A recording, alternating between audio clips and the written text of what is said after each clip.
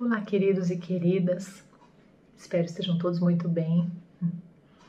No Minutos Terapêuticos de hoje, quero contar para vocês que às vezes as pessoas que perdem um ente querido me procuram para perguntar se devem contar para as crianças ou para a criança daquela família sobre o que aconteceu, sobre a morte. E se sim, qual seria o melhor caminho para fazerem isso? Eu invariavelmente respondo que sim, a criança não só merece saber a verdade, como ela precisa dessa verdade. Numa casa em que aconteceu a morte de alguém importante, a criança percebe a agitação, a tristeza, percebe que algo muito difícil está acontecendo em torno dela.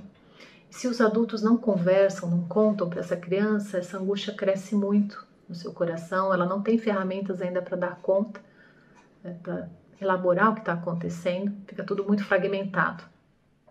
Às vezes a criança até sabe, já se deu conta que morreu, mas como ninguém fala, ela vai aprendendo de uma maneira indireta que a morte não deve ser comentada, que esse é um assunto proibido, e que ela também não pode expressar os seus sentimentos, a sua dor para as outras pessoas.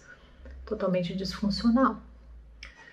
Então, sim, o adulto que vai conversar com essa criança, ele tem que ir munido de algumas virtudes, né? Simplicidade, clareza, amorosidade e, claro, a verdade. Nós não inventamos conceitos diferentes, não contamos mentiras. Então, não se diz para a criança que a vovó virou uma estrelinha, ou o gatinho, ou o cachorrinho. Nós também não dizemos, olha, a mamãe foi morar num outro lugar distante e agora a gente se comunica com ela só através das nossas preces. Nós dizemos o que aconteceu, né? A pessoa morreu, falamos, usamos essa palavra, morreu.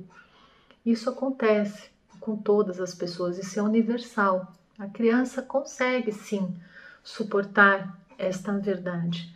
O que fica muito difícil, claro, e aí até impossível, é se essa criança não sentir que está recebendo o suporte necessário. Então é importante que o adulto esteja ali, né, como um lugar de força para essa criança. O adulto pode falar também que está difícil para ele, pode contar da sua tristeza, pode até chorar.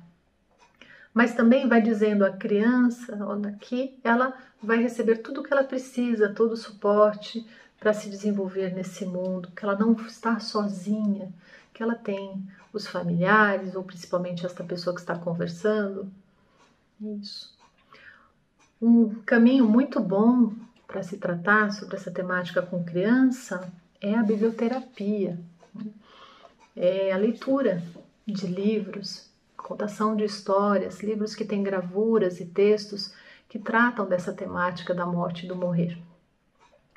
Então a criança, conforme nós vamos contando a historinha, ela vai se identificando com o personagem e ela vai percebendo que aquilo que está acontecendo com aquele personagem também pode acontecer com ela, ou já está acontecendo, ou já aconteceu.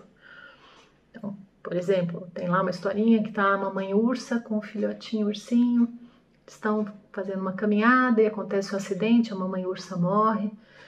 Esse filhote passa por grandes apuros, dificuldades, medos, dores, mas no desenrolar dessa trama vão surgindo outros animaizinhos, né? Se tornam amigos e esse ursinho vai encontrando o que ele precisa para se desenvolver. E no final da história, apesar da ausência, apesar, né, da saudade dessa mãe, ele consegue seguir adiante, né? Consegue tocar a vida.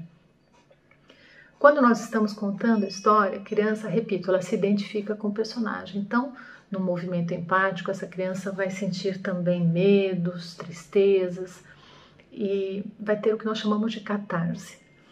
Então, no desenrolar desse enredo, também a criança vai se dar conta de que, assim como aquele ursinho, né, superou e conseguiu continuar vivo, ela também vai receber o que ela precisa para dar certo, para seguir adiante, para superar essa grande crise.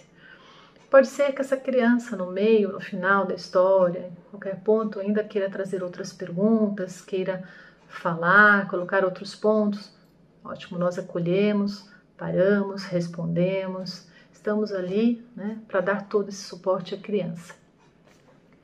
Certa vez, quando meu filho caçula, era pequeno, ele, um belo dia, chegou para mim e perguntou: mamãe, você vai morrer?